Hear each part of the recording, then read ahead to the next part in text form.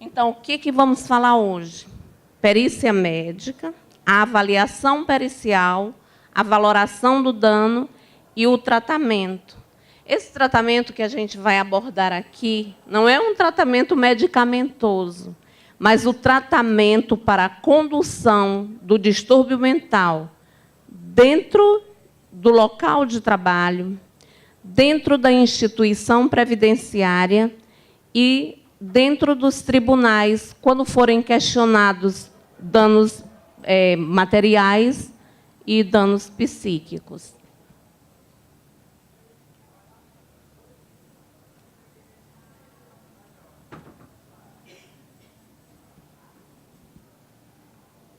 Como a doutora Pastora falou anteriormente, me precedendo, distúrbios mentais são problemas bastante sérios e constituem problemas de saúde pública.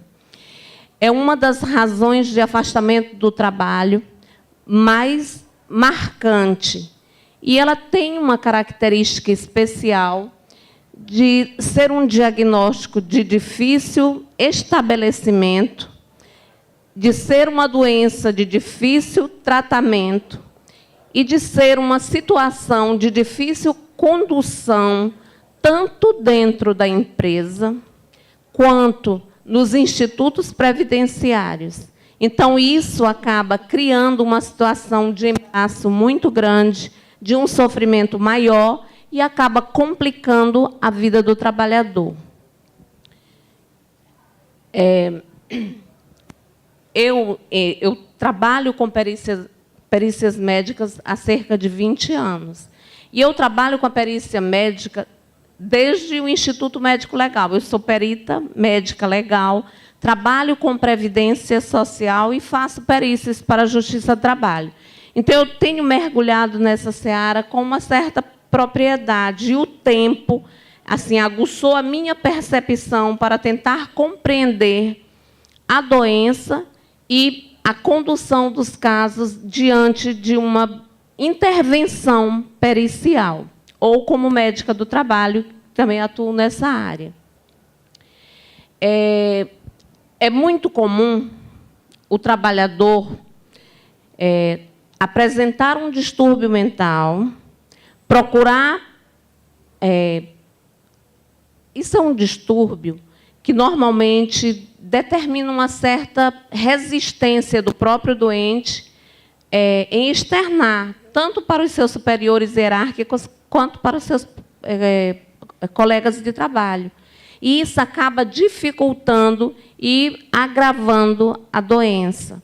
Então, quem trabalha com recursos humanos, quem tem uma chefia imediata em relação aos trabalhadores, tem que ter uma percepção bem abrangente para tentar compreender quando o trabalhador não está produzindo como deveria por uma questão de ordem interna.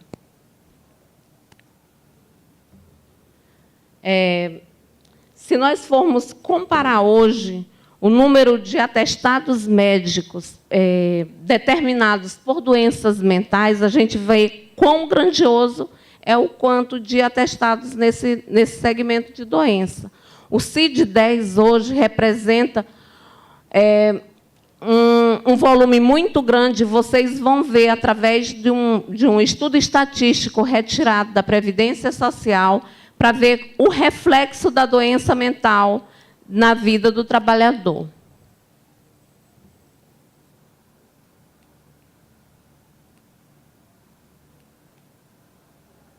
Então, as doenças mentais, elas têm as suas manifestações próprias e elas determinam um sofrimento interior que impede que o trabalhador siga em suas atividades sociais, em suas atividades laborativas, em suas atividades familiares. Então, é importante que seja detectado o momento em que essa incapacidade determinam a intervenção tanto do médico quanto dos serviços médicos ocupacionais da empresa. A incapacidade laborativa é a impossibilidade que a pessoa tem de executar as suas atividades de trabalho com toda a sua propriedade de produção. Essa incapacidade ela pode ser total ou parcial, pode ser temporária ou permanente. E para cada tipo de incapacidade dessa, tem um tipo de segregação. Quando o trabalhador precisa afastar-se do trabalho para tratamento de saúde, os 15 primeiros dias são de responsabilidade da empresa. A partir do 16º dia, a responsabilidade é transferida para a Previdência Social, que é o instituto que resguarda o trabalhador nos momentos de vulnerabilidade que ele tem. Então, ele agenda uma perícia médica, aguarda que essa perícia seja executada, é submetida a um exame presencial e ali lhe é dado um veredito se ele vai permanecer afastado do trabalho ou não. Quando esse trabalhador chega para fazer a perícia médica, ele tem que levar pronto um diagnóstico e tem que comprovar o tratamento que ele está fazendo, porque o Instituto Previdenciário exige que essa pessoa esteja sendo acompanhada para que ele faça jus ao benefício. Como a gente sabe que as doenças mentais, elas são revestidas de determinados preconceitos e, por causa disso, o trabalhador acaba escondendo, na maioria das vezes ele não busca o tratamento adequado, nem com psiquiatra, nem com psicólogo, nem com outras terapias, e não consegue comprovar o seu estado de incapacidade. E, às vezes, esse trabalhador ele nega a doença, ele não aceita estar doente, por essa razão ele não procura tratamento. A doença avança, há um comprometimento da capacidade dele, tanto de interação social, familiar, como laboral, e quando ele vai buscar ajuda, a sua situação normalmente já está bastante complicada. Eu gostaria que ele colocasse aqui na tela, como eu sabia que vim para cá, eu pedi para que fosse feito um levantamento de afastamentos por distúrbios mentais no Brasil, no estado do Pará e na cidade de Belém, que é a gerência executiva da Previdência Social aqui no Pará. Então, para que vocês vejam como os números são alarmantes. Tem como ficar um pouquinho maior? Tá bom. Então, o CID-10 ele vai do F0, o que caracteriza dentro da classificação internacional de doenças, que é o CID-0, é a letra F, que vai definir todos os distúrbios mentais. Então, ele vai do F0 até o F98. Eu selecionei 4 patologias que são mais comuns para determinar afastamentos por doença mental. E, aliás, não é uma patologia, é um grupo de patologias que está enquadrado em um intervalo. E que são as que dão maior trabalho para a identificação, para o diagnóstico, para a identificação das incapacidades, para a valoração do dano psíquico, enfim, para uma condução tanto pericial, laboral, quanto previdenciária, quanto judicial. Então, aqui o primeiro intervalo vai do F10 ao F19, que são transtornos mentais determinados por uso de substâncias psicoativas. Como a doutora Pastora falou anteriormente, as dependências químicas, que antes que motivavam dispensas por justa causa, hoje elas estão sendo vistas de uma forma diferente. Dependência química é doença. E, como doença, ela tem que ser conduzida e tratada como doença. Então, um trabalhador não pode, em um estado de dependência, em um momento em que ele não consiga se desvencilhar da necessidade da droga, ele não pode ser demitido sem um tratamento adequado. As dependências químicas, elas normalmente são percebidas dentro do ambiente laboral, o trabalhador é segregado e, a partir daí, ele é encaminhado para a Previdência Social. Eu separei em 4 grupos de afastamentos previdenciários por doenças mentais. Então, empregados, nos anos de 2015 e 2016, nós tivemos 233.873 afastamentos por doença mental, só na categoria de empregados. Aí a gente fica imaginando quão grande é o universo de gente doente. E esse adoecimento a gente sabe que são pelas pressões exercidas pela própria sociedade, aliado aos conflitos interiores que cada um de nós tem. Quando a gente pensa em saúde mental, a gente tem que fazer um link com o patrimônio individual que eu possuo. Ele tem que manter um equilíbrio, mesmo imerso em situações que são oferecidas no cotidiano. Há pessoas que são submetidas a esses estressores, elas compreendem, criam mecanismos de luta e tomam atitudes de defesa e atitudes que vão levá-las a seguir uma vida normal. Algumas pessoas não possuem mediadores próprios, nem emocionais, nem químicos, porque a gente sabe que o bem-estar também está relacionado à produção de algumas substâncias químicas no interior da gente, é endógeno, e a pessoa não tem aquela proteção. Quando ele não consegue estabelecer aquele equilíbrio emocional, psíquico, ele perde o seu bem-estar geral e ele perde a sua condição de saúde psíquica. Desempregados foram encontrados 70.051 casos, em autônomos 35.710 e outras atividades que incluem segurados facultativos, que são agricultores, contribuintes individuais, 2.958 casos. Aí a gente separa por patologias. De F10 a F19, que é dependência química, 27.242 casos para empregados. Eu vou me limitar a comentar os empregados, que é o que vai esbarrar na justiça quando algum litígio é composto e é trazido para ser tratado aqui. F20 até F29 são os distúrbios esquizofrênicos ou similares. A esquizofrenia, ela é uma doença que ela não tem relação com o trabalho, é uma doença diferenciada. Das doenças mentais, talvez ela esteja no ápice, porque é uma desestruturação total do organismo, mas quase nunca é possível estabelecer um vínculo, até porque sua manifestação é precoce, acontece geralmente na adolescência ou no adulto jovem, e dá para a gente desvincular a doença mental da atividade laboral.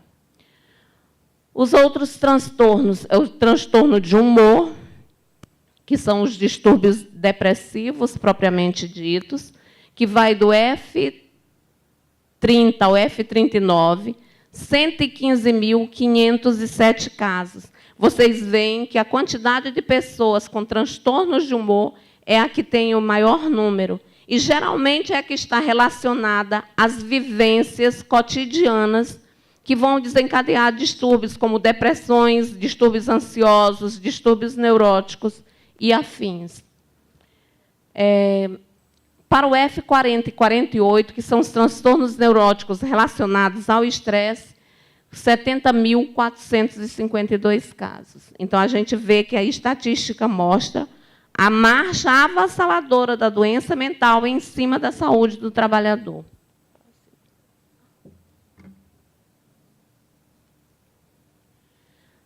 Fizemos um levantamento no estado do Pará.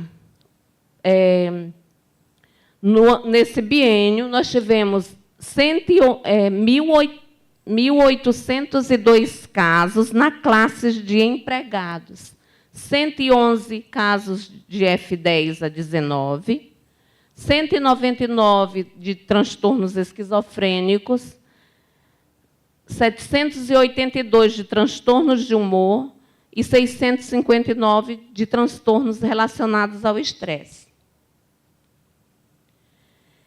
Em Belém, 1.201 casos de afastamentos, e levar em consideração que os afastamentos que mais acontecem e que são trazidos para a Previdência Social são os distúrbios musculares em relação às classes de trabalhadores. Aqui nós tivemos 132 por transtornos esquizofrênicos, 531 por transtornos do humor e 217 por transtornos neuróticos, que são aqueles relacionados ao estresse. Troque aí, por favor. Então, a gente vê que é abundante o número de o absenteísmo em relação a doenças mentais. Aí a gente vem para a questão da perícia médica.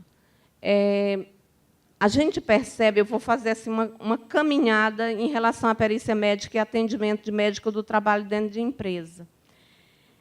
O médico do trabalho, dentro da empresa, ele não está lá para defender interesses da empresa, mas para fazer a diferença em relação à saúde do trabalhador. Então, ele tem que identificar os casos, verificar os adoecimentos e conduzir esses casos para que a saúde desse trabalhador não se deteriore progressivamente. Quando o trabalhador é encaminhado para a Previdência, geralmente são pessoas que não têm poder aquisitivo razoável, eles necessitam do serviço público e eles têm dificuldade em diagnóstico. Temos duas médicas peritas aqui, eu acho que quem trabalha com isso sabe que a maioria dos pacientes com transtornos mentais, eles vêm com um diagnóstico em cada atestado. Então, essa dificuldade em se firmar um diagnóstico acaba trazendo prejuízo para esse trabalhador. Depois dessa questão dos atestados, esbarra-se em uma outra questão. A Previdência Social ela trabalha os seus peritos para analisarem as questões de forma muito objetiva. E aí o médico perito, ele se investe na indumentária somente de perito, e ele esquece que a doença ela não é produzida por um único fator, e que para que esse trabalhador, para que esse periciando seja visto, todo o entorno social dele tem que ser visto também, principalmente no que diz respeito à saúde mental. Tem que se saber como é que estão as relações dele familiares, as relações sociais, as relações no trabalho, como é que está a evolução da doença dele, se ele está tendo acesso à saúde pública, se o tratamento está sendo conduzido como deveria ser, para que, ao final, levando em consideração toda essa conjuntura, possa ser dado para ele o tempo suficiente para o tratamento. As doenças mentais, geralmente não têm um tempo muito grande de afastamento, exceto as doenças mais graves e que já estão cronificadas. Mas os distúrbios depressivos, o trabalhador precisa de um tempo de 120 a 180 dias para que ele se adapte ao uso da medicação, apresente a resposta e para que seja possível visualizar se aquele tratamento vai ser adequado para ele ou que se vai ter necessidade de modificar a droga. Então, ele, alcançando aquele equilíbrio, ele vai poder voltar para o trabalho e desempenhar suas funções com normalidade. Esse é o caminho natural. Mas a gente encontra trabalhadores que não conseguem um acesso fácil ao tratamento, não conseguem uma adaptação à medicação, e aí junto aos outros conflitos exteriores que ele vive, ele acaba cronificando a doença e não consegue voltar. Então, quem vai fazer a avaliação desse trabalhador tem que ter a sensibilidade para perceber todo o entorno. Eu gostaria, a doutora fez alguma referência a alguns exemplos aqui anteriormente, e eu vou dar um exemplo assim de vida pericial previdenciária. Eu tinha um segurado que fez uma perícia comigo, ele era portador de distúrbio mental e tinha uma litíase renal. Todas as vezes que ele vinha fazer a perícia, e a gente tinha o prontuário dele lá, a única queixa que ele se reportava era a litíase renal. Litíase renal só dá direito a afastamento em crises de dor. Então, ele recebia períodos curtos e era liberado. Da última vez que ele veio comigo, ele tinha uma litíase sob controle, não tinha nenhum exame que mostrasse marcha de cálculo, não tinha quadro álgico e ele recebeu alta. Dias depois, foi feito um pedido de reconsideração e a esposa o acompanhou na perícia seguinte. E lá ela foi contar toda uma história pregressa de distúrbio mental. Ele era um senhor altamente depressivo, tomava medicação, não tinha boa resposta, não aceitava a doença. Uns 3 ou 4 meses depois, ele se suicidou.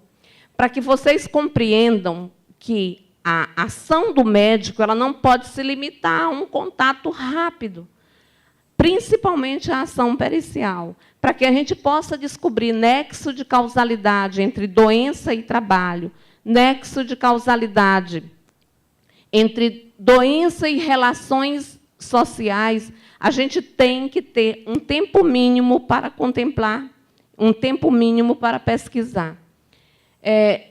Por isso é que é importante que, ainda há pouco, nós ouvimos a colega falar a questão de protocolos para a perícia. Os laudos periciais eles estão bem desenhados em sua estrutura. O que precisa que o perito tenha? Todos vocês sabem que, para ser perito, não precisa ter a especialidade que vai ser estudada. Minha formação é cirurgia geral, mas eu posso fazer uma perícia psiquiátrica se eu estiver preparada sob o ponto de vista técnico. Eu sempre tive uma dificuldade muito grande de lidar com doença mental.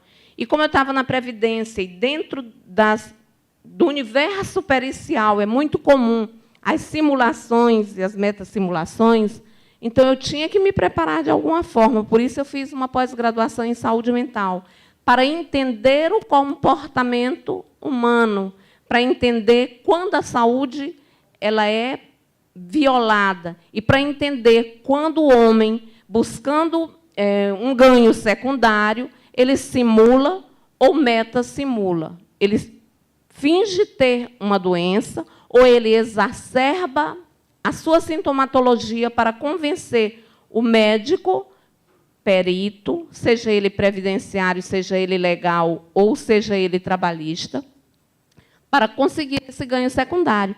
Então, tem que ter a sensibilidade técnica, o conhecimento, mas tem que ter uma sensibilidade muito maior. Os médicos peritos, como os juízes, eles têm que concluir o seu trabalho demonstrando a doença e a sua relação com as diversas áreas de atuação daquela pessoa. Os laudos eles têm uma fórmula, ele tem a identificação do periciando, ele tem um histórico que é chamado anamnese, que tem que ser bem colhido para que se compreenda o desenrolar dos fatos, para que a gente compreenda quando apareceu o primeiro sintoma, para que a gente compreenda quando aquele desconforto se transformou em doença, para que a gente possa compreender quando a doença determinou a incapacidade e os seus reflexos em cima daquilo tudo. Então, para que o perito execute o seu serviço, ele não pode se limitar a uma entrevista. Como a perícia é um procedimento pontual e fica difícil fazer 2, 3, 4 entrevistas com um periciando desses, O laudo pericial tem que ser forjado em cima de, no mínimo, todo o processo.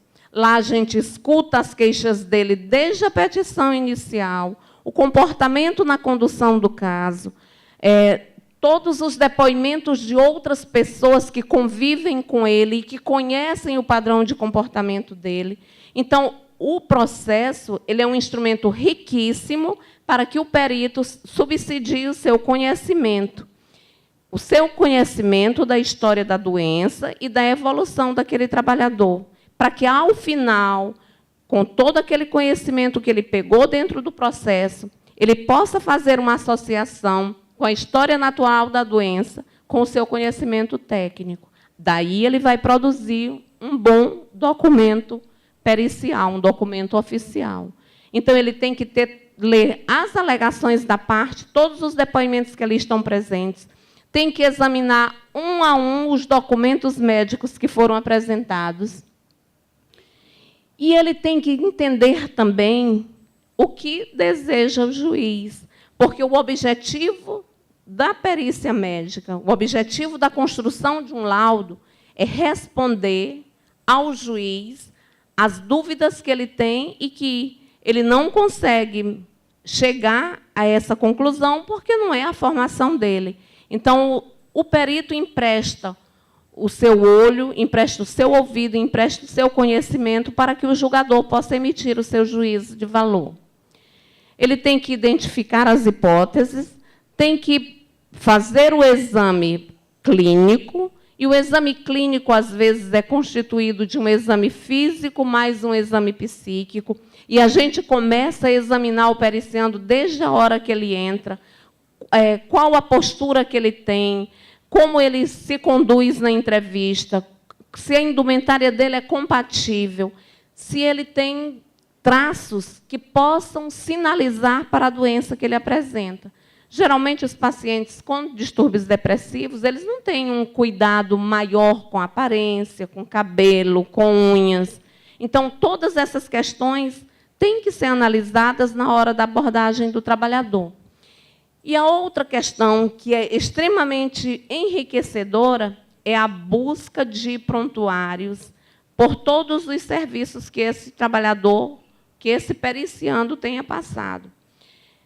Como a gente, principalmente quem não tem uma vivência muito grande dentro de hospitais psiquiátricos, dentro de emergências psiquiátricas e dentro de consultórios psiquiátricos, conhecer esse caminhar, essa evolução, é muito importante. E o perito pode solicitar os serviços onde esse trabalhador passou, toda a cópia integral do prontuário médico de atendimento ou hospitalar ou ambulatorial. E daí ele vai tirar todas as informações que se fizerem necessárias. Ao final, ele faz uma discussão sobre o seu entendimento, sobre todos os achados, e elabora a sua conclusão. Então, para que o perito execute o seu trabalho, é importante que ele domine a arte da perícia, que ele tenha uma percepção especial para compreender a doença na sua porção técnica e que ele compreenda o ser humano na sua porção humana, e que aquele procedimento ele envolve um ganho secundário, então, todos os fatos e todos os dados têm que ser colhidos objetivamente. E ele tem que conhecer o processo produtivo.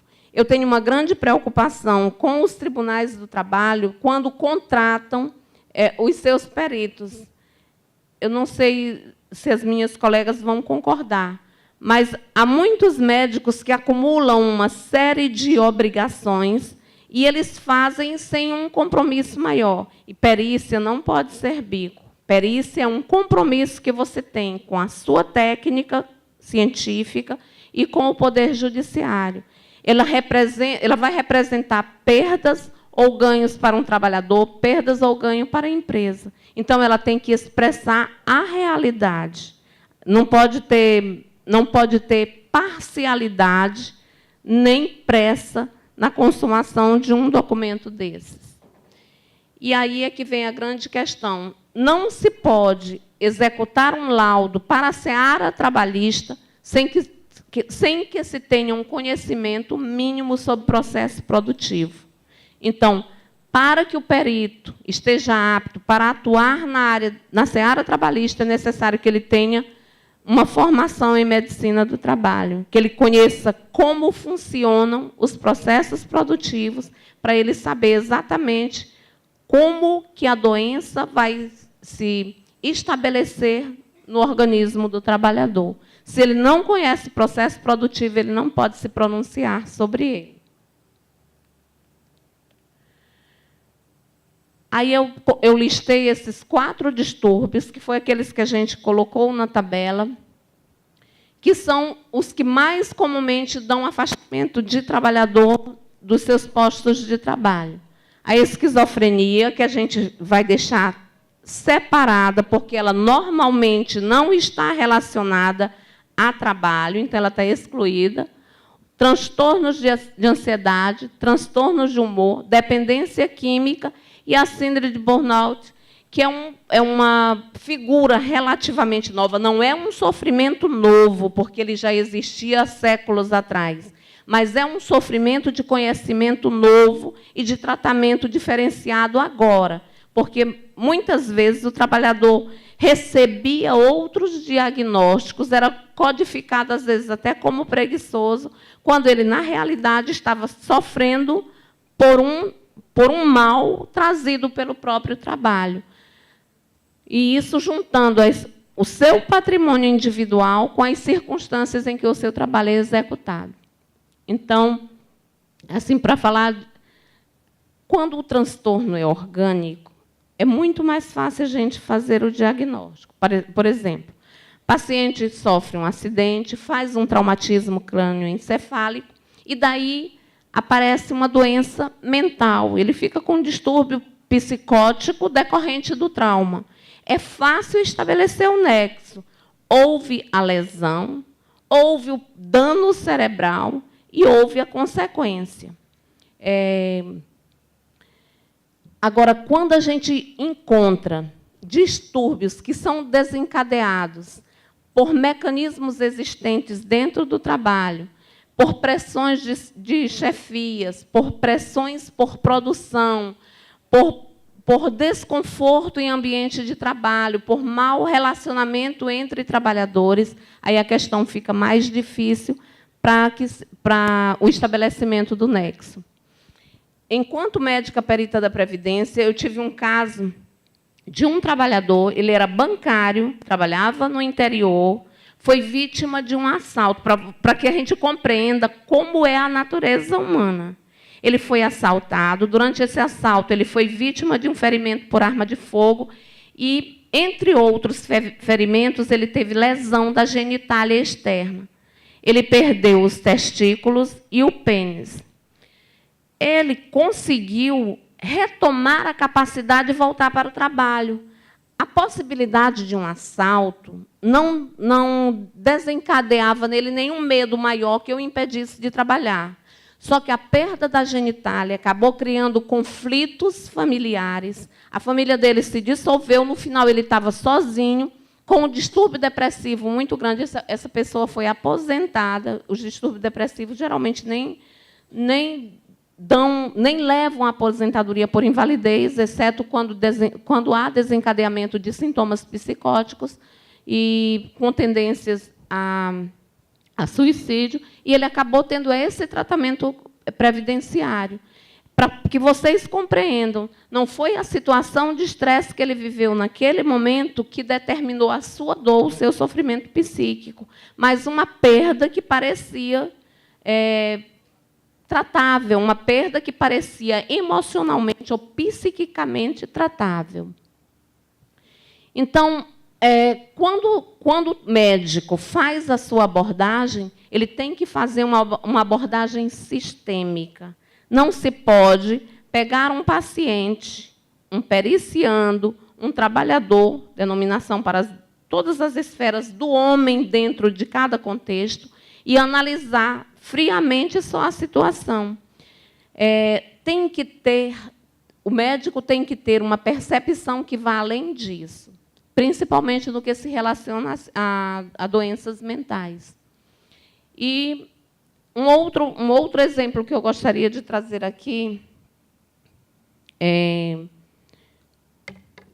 que envolve conhecimento técnico médico. Nenhum de nós é perfeito, e muitas vezes o conhecimento pode escapar, periciando com neoplasia maligna de colo uterino, que é uma doença que, além do sofrimento físico, determina um sofrimento emocional muito grande, porque há um confronto do homem com a morte no momento em que ele toma consciência de um diagnóstico de neoplasia maligna. E o caso foi conduzido e a pessoa, em um determinado momento, recebe a ordem para voltar ao trabalho. Aí vai-se analisar os documentos. Hoje, eu estou em uma instância paralela à Previdência. Tem alguém da perícia previdenciária aqui? Tem algum médico da perícia médica previdenciária? A perícia do INSS, ela faz as avaliações e, quando os benefícios são negados, esse trabalhador é encaminhado para uma reanálise fora da instância previdenciária, que são as juntas de recurso. São órgãos superiores, são instâncias julgadoras superiores. E eles têm a possibilidade de serem analisados. A trabalhadora tinha uma neoplasia maligna de colo uterino e tinha recebido alta, só que ela tinha uma classificação EC3B, que significa que a doença é maligna, ela está ativa e ela já invadiu órgãos vizinhos. Então, a gente tem que ter um compromisso com o conhecimento, com a técnica. E, como perito, obrigatoriamente, não tem que ter a especialidade que ele trata, ele tem que, quando não dispuser de um conhecimento guardado já no seu dia a dia, ele tem que pesquisar para poder compreender e formar a sua avaliação e a sua conclusão.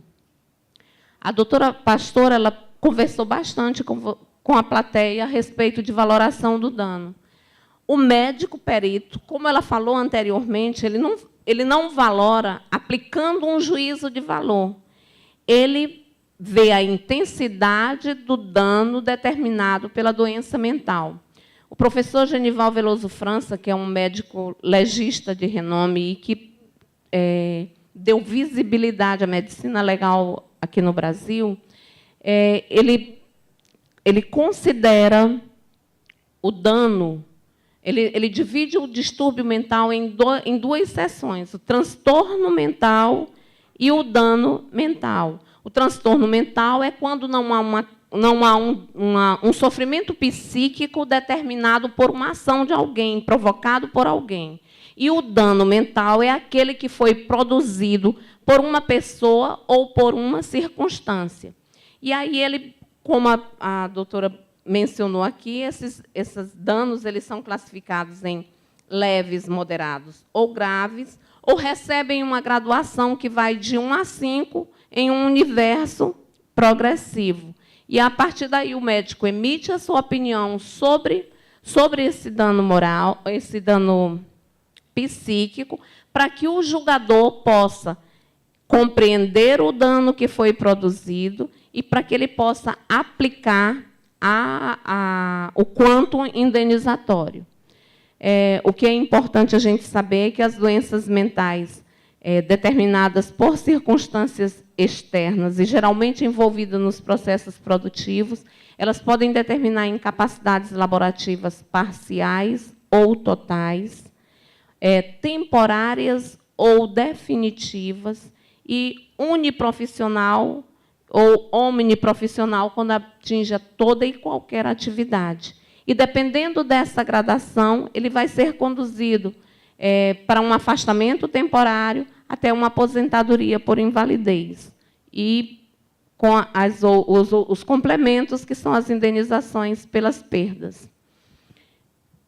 Talvez, de todas as especialidades médicas, a que exige um cuidado maior do médico seja a psiquiatria a psiquiatria, porque ela envolve o homem no seu universo mais completo. E a gente sabe que essas relações, esses tratamentos psiquiátricos diferenciados, eles têm uma vida recente. Há mais ou menos 30 anos, houve uma mobilização para modificar o atendimento e a condução de casos psiquiátricos. E essa condução era deshospitalizar, porque antes, como medida protetiva, as pessoas que eram consideradas loucas, elas eram retiradas do convívio da sociedade para a proteção delas. Só que, com isso, se segregava e o sofrimento aumentava. Então, quando houve a reforma da psiquiatria no Brasil, se excluíram o número de leitos sem se preocupar se a sociedade tinha condição de manter o seu doente mental em condições ideais. Então, essa questão do tratamento psiquiátrico ela tem que ser muito trabalhada com políticas públicas para a adoção de melhor condução.